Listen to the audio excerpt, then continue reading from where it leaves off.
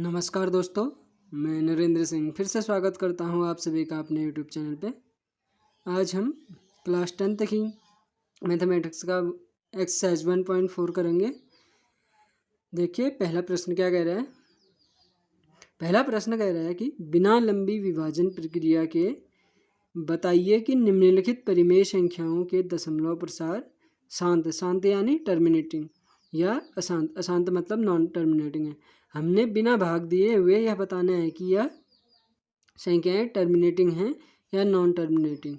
तो यह जानने के लिए हमें एक थ्योरम पता होनी चाहिए जो आपके एक्सरसाइज के पहले है कि अगर कोई भी संख्या का क्यू, हम परिमेय संख्याओं को p/q के रूप में लिख सकते हैं, और q को अगर हम 2 की पावर n और 5 की पावर m के फॉर्म में लिख दें तो वो संख्याएं क्या होंगी, शांत संख्याएं होंगी। अन्यथा अगर इस फॉर्म में नहीं लिखी जा रही हैं तो वो संख्याएं होंगी अशांत। अब देखिए 31-25 को अगर हम अभाज्य गुणनखंड करें तो 5 का भागा जाएगा 31 में देना है, 5 छक्के 30, 1 बचा 12 हुआ, 5 दूनी 10 और 5 में 2 हुआ 25, 625 बार। फिर 5 से देंगे हम 625 में 5 कम 5, 5 दूनी 10 और 5-25, फिर 5 से देंगे 5 दूनी 10, 5-25, फिर 25 में 5 का जाएगा 5-25 और 5 में जाएगा 1 बार। तो हम 31-25 को 5 की पावर 1 2 3 4 5, 1 2 3 4 5, 5 की पावर 5 इंटू 2 की पावर 3/13 इंटू 2 की पावर 3। हम 31-25 को इस फॉर्म में लिख सकते हैं, नहीं 2 की पावर n और 5 की पावर n। मैंने क्या किया, 2 की पावर n बनाने के लिए मैंने ऊपर भी 2 की पावर 3 से गुणा कर दिया और 2 की पावर 3 से भाग दे दिया, ताकि इससे अगर ये दोनों आपस में कट जाएंगे और इससे 13/31-25 में कोई भी प्रभाव नहीं पड़ेगा। अतः हमने इस संख्या को किस फॉर्म में लिख दिया है, 2 की पावर n और 5 की पावर m के फॉर्म में लिख दिया है। तो यह प्रसार क्या हो जाएगा, ये संख्या हो जाएगी आपकी शांत, टर्मिनेट प्रसार आएगा इस संख्या का।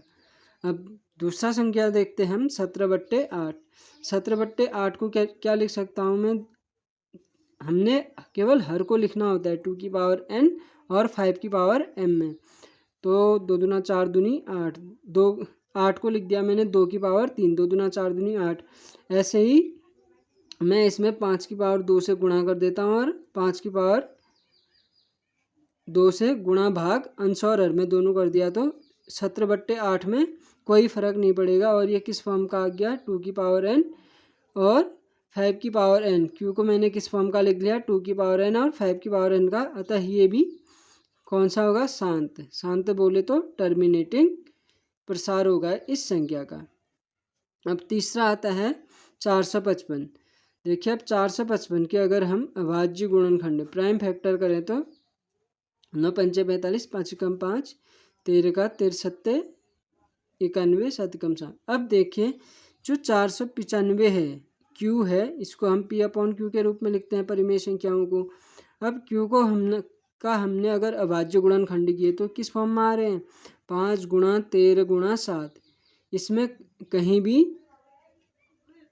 2 की पावर में कोई संख्या नहीं आ रही है और एक्स्ट्रा क्या आ जा रहे हैं, 13 और 7 एक्स्ट्रा आ जा रहे हैं। तो इस प्रकार की संख्याएं क्या हो जाएंगी, अशांत प्रसार आएगा इन संख्याओं का, नॉन टर्मिनेटिंग। इसको हम 64 को हमने किस फॉर्म में लिखा, फिर 5 गुणा 13 गुणा 7।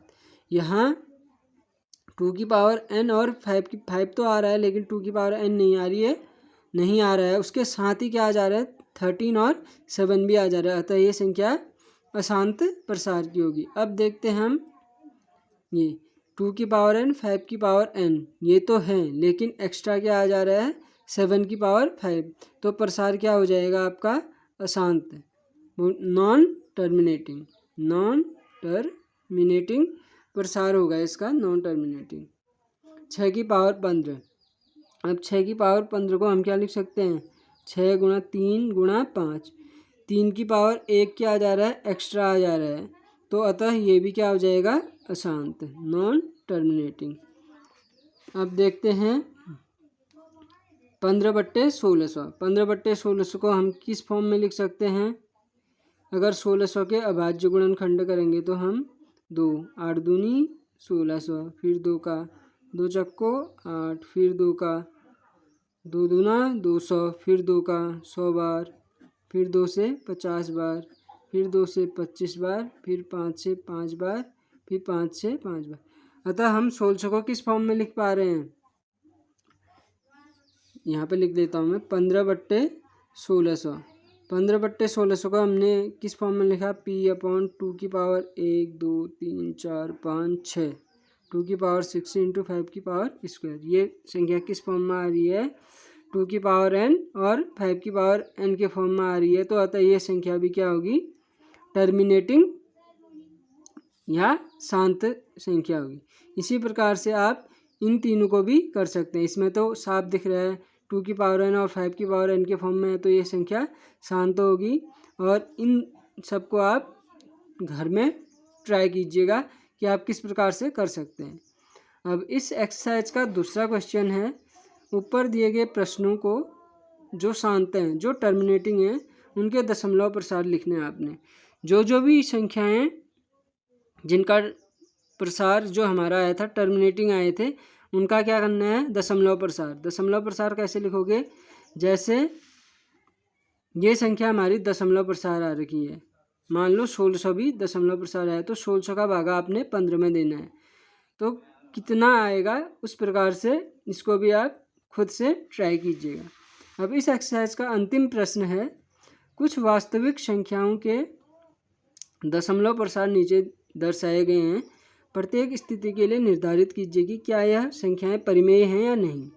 यदि यह परिमेय संख्याएं हैं तो आप Q के अभाज्य गुणनखंडों के बारे में क्या कह सकते हैं? अब हमें पता है परिमेय संख्याएं कौन कौन सी होती हैं। परिमेय संख्याएं जो टर्मिनेटिंग होती हैं, टर्मिनेटिंग जो शांत होती है, मतलब जिनका दशमलव प्रसार करने पर फिक्स वैल्यू आ जाती है, कोई शेषफल नहीं बचता है, और जो नॉन टर्मिनेटिंग और रिपीटिंग होती हैं। नॉन टर्मिनेटिंग तो होती हैं, साथ ही क्या होती हैं? रिपीटिंग होती हैं। ऐसी संख्याएं भी क्या कहलाती हैं? परिमेय संख्याएं। और अपरिमेय संख्याएं क्या होती हैं? नॉन टर्मिनेटिंग और नॉन रिपीटिंग।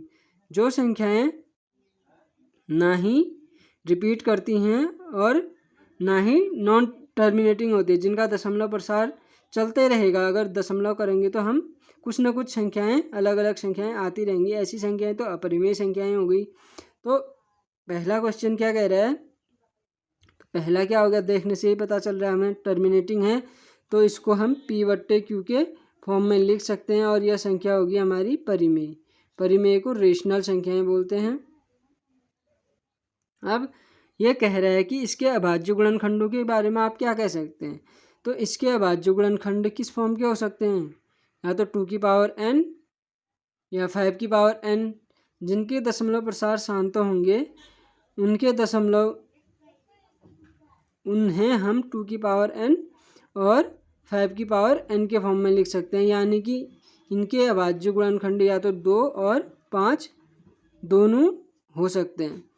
अब ये तो P/Q के फॉर्म में नहीं लिख सकते हैं हम इसको, तो इसलिए ये अपरिमेय संख्या होगी, और इसके बारे में हम, इसके अभाज्य गुणनखंडों के बारे में हम कुछ नहीं कह सकते हैं। अब अंतिम है इस प्रश्न का कि 43.1234567 है। ये संख्या है नॉन टर्मिनेटिंग और रिपीटिंग। ऐसी संख्याएं भी क्या होती हैं? हमारी परिमेय संख्याएं होती हैं, जिन्हें हम P/Q के रूप में लिख सकते हैं। ये सब हम क्लास 9th में पढ़ चुके हैं। और इसके अभाज्य गुणनखंड क्या हो सकते हैं फिर? या तो 2 की पावर में होंगे, या 5, 2 या 5, या कोई और संख्या भी हो सकती है। 2 और 5 के अलावा कोई अन्य संख्या भी इसके Q के अभाज्य गुणनखंड में हो सकती है। तो आपकी 1.4 एक्सरसाइज यहीं पे समाप्त होती है। उम्मीद करता हूँ कि आपको यह समझ में आया होगा। तब तक के लिए नमस्कार।